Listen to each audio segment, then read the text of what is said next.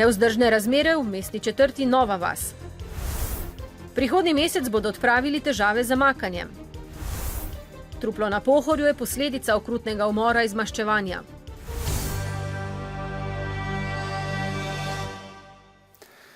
Pozdravljeni v Dnevniku televizije Maribor. Začenjamo v Novi vasi v Mariboru, kjer samoorganizirani krajani opozarjajo na nevzdržne razmere v svoji mestni četrti. Že skoraj leto dni se stankujejo na prostem pred dvorano mestne četrti. Za njeno uporabo jim je svet mestne četrti izdal celo račun. V Novi vasi se meščani zbirajo na samoorganiziranih zborih že vse od pomladi. Izvoljeni predstavniki mestne četrti so njihovo delovanje najprej podpirali. Prvi zbor so imeli v skupnih prostorih, za večino naslednjih pa niso dobili ključev dvorane na Radvanski cesti.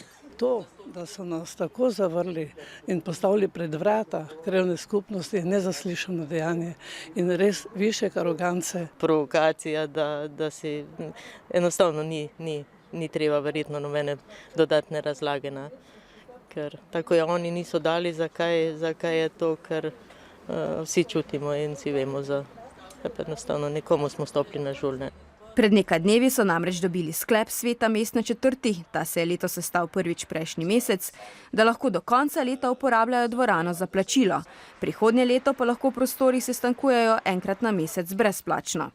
Zapisnika sveta mestne četrti na mestni občini še niso prejeli, je pojasnila njena predstavnica pred samoorganiziranimi meščani in dodala, da bodo od izvoljenih predstavnikov zahtevali pojasnilo za tako odločitev. Da se občani ne morejo v lastni zgradbi srečevati za namene, za katere je bila zgradba konec koncev postavljena, je le simptom tega našega širšega premika, ko se pač vsi nivoji odločanja premikajo višje in višje in se v bistvu odločanje in kot tako seveda oblast in sama demokracija odmika od ljudi. Pred 2 tednoma, ko so razpravljali o ogrevanju, se je pred dvorano zbralo okoli 60 ljudi. Ljudje so rekli, da pač ne bojo prišli, ker je to dosti starejših, da na zunaj pač ne bojo.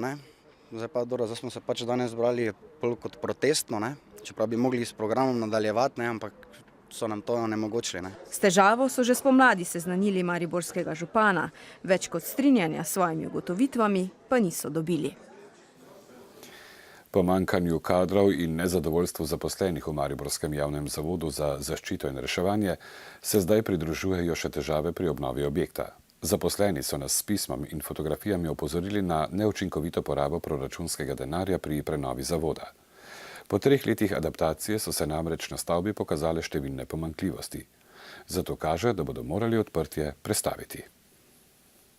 Med današnjim ogledom prostorov se tudi na lastne oči prepričamo. Ponekod odpada omet, na stenah so razpoke in plesen. Direktor pa za napake ni kriv izvajalec, temveč je krivda njihova. V tem primeru prihaja do napak, zato ker so mi to fazno gradili.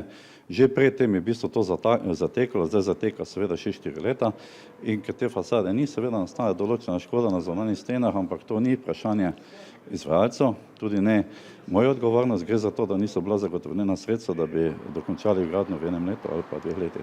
Ob tem priznava, da so bile tudi napake izvajalcev, a so jih ti že odpravili. Napake, ki se pojavljajo pri izvajalcih, v bistvu niso problematične. Vsi izvajalci v bistvu so morali predložiti bančne garancije. Fotografije zaposlenih so romale tudi na mariborsko občino, ki je glavni financer dobra 2 milijona evrov vredne obnove. Župan je jasen, napake bo do odprtja treba odpraviti. Ali si je prostore ogledal tudi sam pa? To lahko takoj, se to ni problem. Jaz sem bil zdaj 2-3 tam, ampak me noben ni opozoril, da so kakšne take. Jaz sem si ogledal gradbišče, recimo te prizidka, kjer bo reševalna služba. Župan je sicer z napetostmi v zavodu seznanjen, rešitev pa vidi v menjavi vodstva. Gospod Keček mi je pa dal odstopno izjavo, jaz sem se s tem strinjal. To pomeni, da bomo do konca leta to stvar uredili. Keček to zanika, govorili so le o prerazporeditvi na drugo delovno mesto. Direktor Zavoda za zaščitno in požarno reševanje Janez Keček pa se je danes odzval tudi na izjavo predsednika sindikata zavoda Aleksandra Ugriska, objavljeno v prispevku v informativnih oddajah naše televizije 7. oktobra. V izjavi je Ugrizek dejal, da pričakujejo odpravo nepravilnosti v zavodu, med drugim naj bi se znotraj zavoda izvajal mobing. Direktor zavoda mobing oziroma trpinčenje na delovnem mestu ostro zanika. V tem zavodu se mobbing, kar se tiče mene, ne izvaja, nisem bil nikoli obveščen, da bi kdorkoli od mojih podrejenih izvajal mobbing, tudi jaz ga ne izvajam. In dejstvo je, da v nobenem primeru nisem bil niti v nobenem postopku za mobbing, nikoli obsojen za to. Imamo pravilnik o mobbingu in v bistvu, če nekdo vedno znova zatrjuje, da se ta mobbing dogaja, naj že v bistvu enkrat pove, kaj bi naj storil, da bi lahko se to štelo kot mobbing. Na igriščih športnega parka Tabor je bilo danes prvo srečanje služb in uslužbencev, ki v Mariboru skrbijo za varnost ljudi in njihovega premoženja. Na srečanju, ki so ga popestrili z nogometnimi tekmami, so sodelovali delavci policijskih postaj, reševalnih služb, poklicnih gasilcev in drugih varnostnih služb. Zbrani pa so se pogovarjali tudi o težavah, s katerimi se srečujejo pri svojem delu. V tem trenutku v Mariboru glih ni rožnata situacija. Dogaja se kar nekaj zadev, kjer smo vključeni tako gasilci kot nujna medicinska pomoč, policija in varnostne službe. Kriza je dovolj visoka v prebivalstvu, tako da ni se čudi, da so te razmere kakšne so. Na mariborski občini je zavrelo. Župan Fištravec je danes napovedal odpoklic svojega svetovalca, sicer sindikalista Gorana Rajića, ki je zaradi opozarjanja na klientelizem in netransparentno delovanje motil že prejšnjega župana Kanglerja. Rajić pa opozarja, da mariborsko občino vodijo člani Fištravčevega volilnega štaba, ki so po izvolitvi dobili občinske službe in privilegije pri plačah. V kratkem pa se bo moral posloviti tudi Bartolo Lampret, nekdanji Fištravčev svetovalec za stike z javnostmi. Župan Fištravec se je ostro odzval na glasna opozorila svojega svetovalca Gorana Rajića. Ta poudarja, da zaposleni na mestni upravi niso županovi služabniki, hkrati pa opozarja, da nastajajo privilegiji pri plačah ljudi nekdanjega Fištravčevega volilnega štaba, ki se tudi vpletajo v delo zaposlenih mestne uprave, čeprav za to nimajo pooblastil. V ponedeljek imamo sestanek in se mu bom zahvalil za sodelovanje, če sem pa danes videla, pa bomo tudi to, sem mu zahvalil za sodelovanje.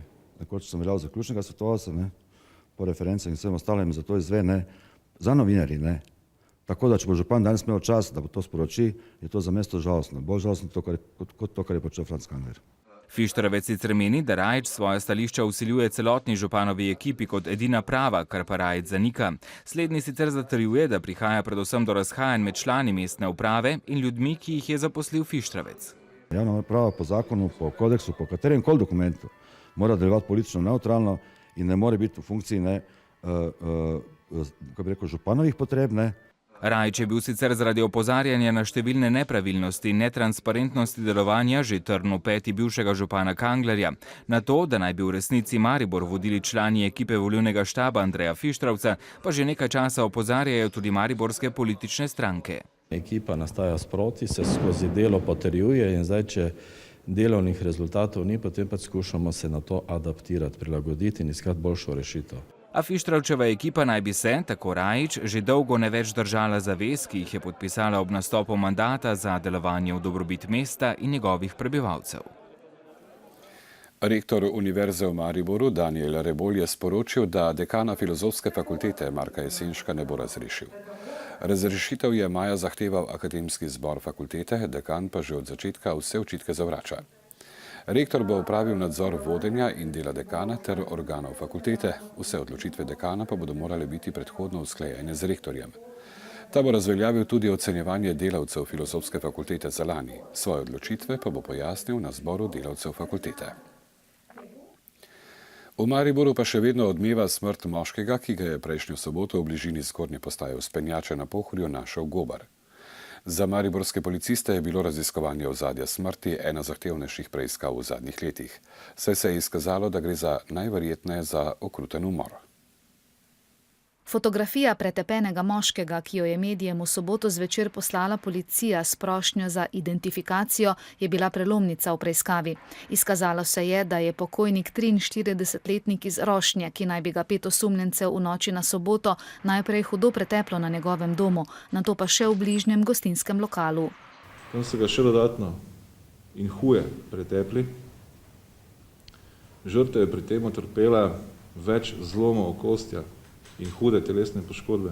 Z osebnim vozilom so ga potem prepeljali na Pohorje, najverjetneje je že na poti umrl zaradi usodnih posledic udarcev. Motiv pa za to okrutno dejanje ko smo ugotovili, da gre za v bistvu maščevanje zaradi ugotovljenega razmerja med žrtvijo in 35-letno soosumljenko.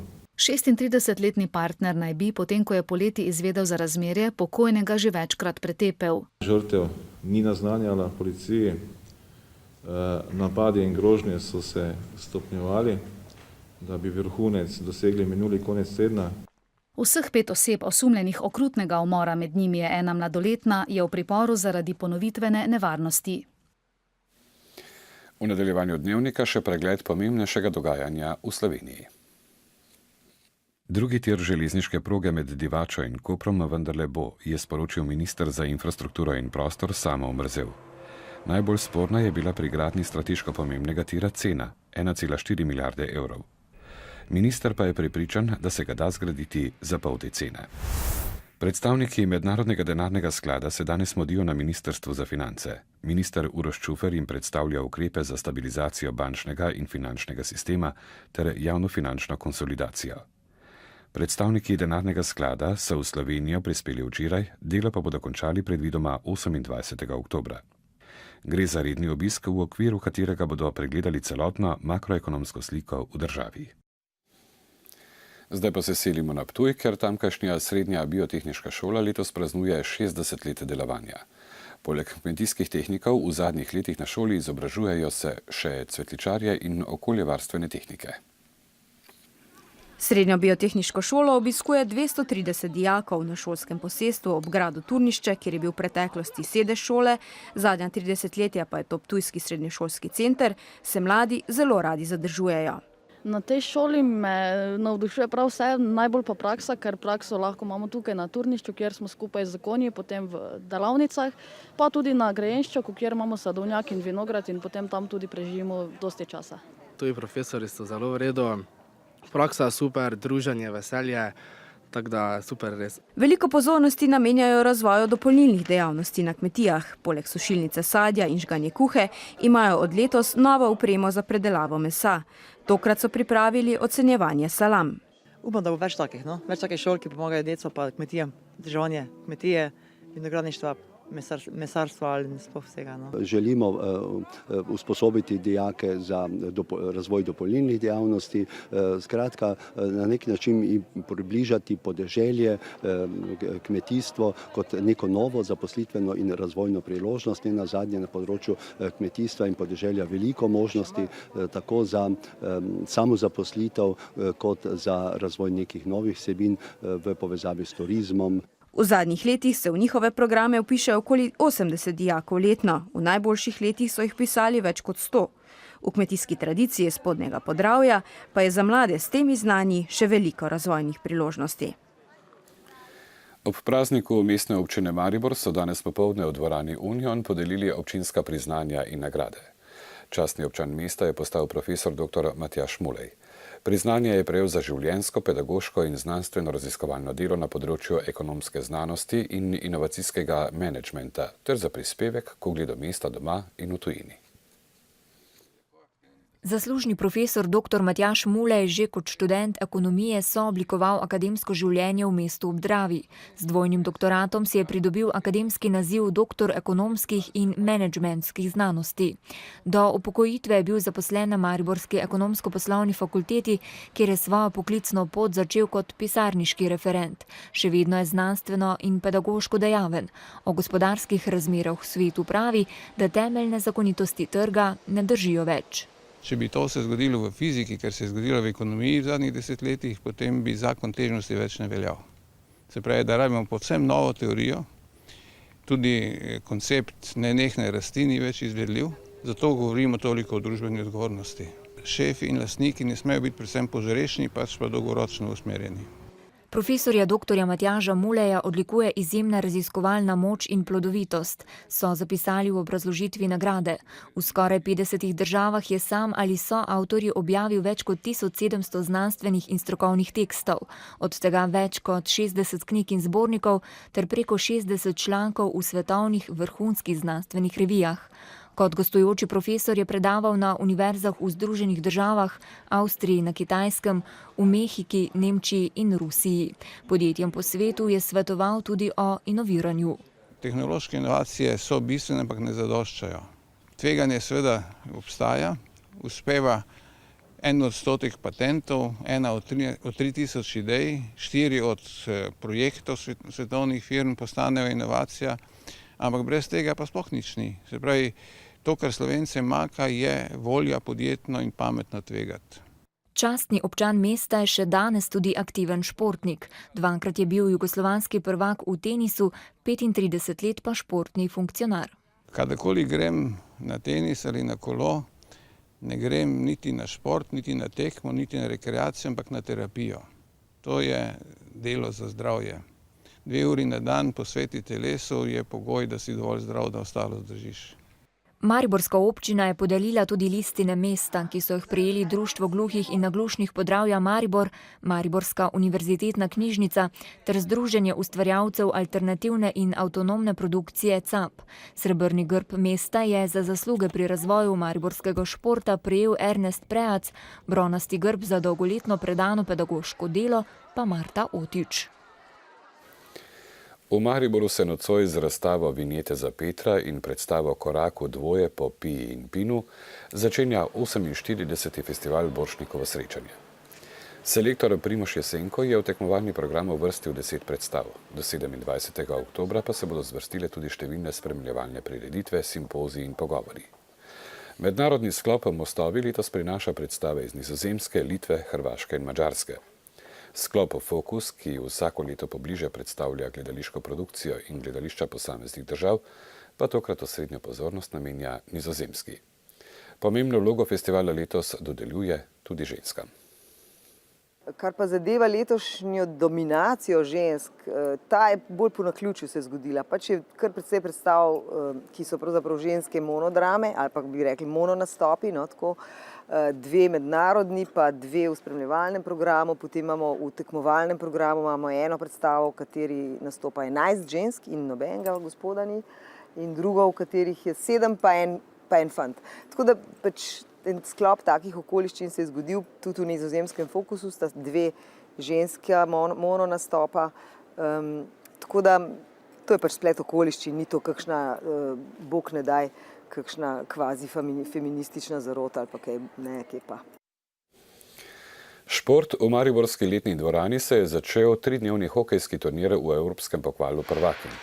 V skupini D ob Mariborčankah nastopajo še igralke Dunaja, italijanskega Bolcana in madžarskega Vašoša. V prvi tekmi turnirja nastopata italijanska in madžarska ekipa. Mariborčanke pa se bodo ob 19. pomirile z Dunajčankami. V prvih odbojkarskih ligah bodo jutri odigrali druge tekme v sezoni. Ker v moški konkurenci v prvem delu nastopa 9 ekip in je zato v vsakem krogu 1 prosta, bodo Mariborčani v Novem mestu odigrali svojo prvo ligaško tekmo. Da bi se na uradni start sezone kar se da dobro pripravili, so Mariborčani odigrali 2 tekmi z avstrijskimi prvaki, z odbojkarji posojilnice Doba iz Pliberka. Na povratni, ki so jo odigrali v dvorani Tabor, ni veliko manjkalo, da bi prišli do zmage nad letošnjimi udeleženci Evropske lige prvakov. Ekipo, ki jo boste letos našli pod imenom Lunos, je okrepil reprezentančni sprejemalec Planinc, ki je svojo prodornostjo in zanesljivostjo v določeni meri razbremenil soigralce in prinesel ekipi dodatno samozavest. Zdaj sem šele kratek čas tukaj, tako da imamo 3-4 skupne tekme komaj, se še malo lovimo, ampak treniramo dobro in tudi na tekmah smo vedno boljši, vedno bolj igrani in upam, da bo čez sezono se to samo stopnjevalo in če zaigramo res tako, kot znamo, lahko premagamo skoraj vsakogar. Prvi bodo na vrsti Novomeščani, ki so v prvem krogu presenetljivo z 1-3 ugnali Kanalce. Glede na sestavo ekipe je jasno, kaj si od tekme obetajo v mariborskem prvoligašu. Mi gremo vsako tekmo na polno, vsaka tekma je poglavje za sebe in pričakujemo vsekakor točke, da osvojimo iz Novega mesta, da prenesemo. Vsaka ekipa, ki gre, ki razmišlja, da bo zgubila, pol boljše, da se ne ukvarja z športom. Tako da mi gremo tja podelati stvar in vsako tekmo korak po korak graditi in tisti cilj, ki smo si ga zastavili pred sezono, je vsekakor prvi uvrstitev v ligo za prvaka med prvih 6 ekip.